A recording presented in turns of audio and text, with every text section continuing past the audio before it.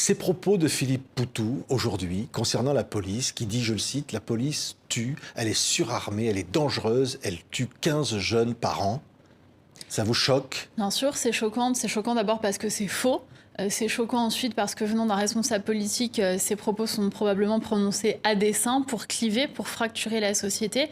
Moi, je voudrais vous donner un chiffre qui est un chiffre vérifié, celui-là, 400. Il y a 400 interventions des forces de l'ordre chaque jour pour sauver la vie de femmes et d'enfants qui sont confrontés à des violences intrafamiliales. Ce sont des personnes qui parfois meurent en service. Je veux avoir une pensée pour les 3 gendarmes d'Ambert qui sont morts en service alors qu'ils allaient sauver une femme qui les avait appelés au secours. Et je crois que c'est indigne d'un responsable politique de tenir ce type de propos. Oui, oui, les propos de l'adjoint de la France Insoumise de la ville de Cachan qui, pendant un conseil municipal, a dit, je cite, « Le but de la police est de protéger la population, pas de posséder des armes pour la tuer ». Oui, jusque-là, on est d'accord. Si c'est un constat, c'est effectivement le but de la police.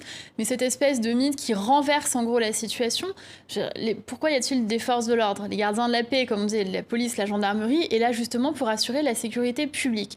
S'il n'y a pas de police et pas de gendarmerie, ça veut dire que ce sont les clans qui se font leur sécurité.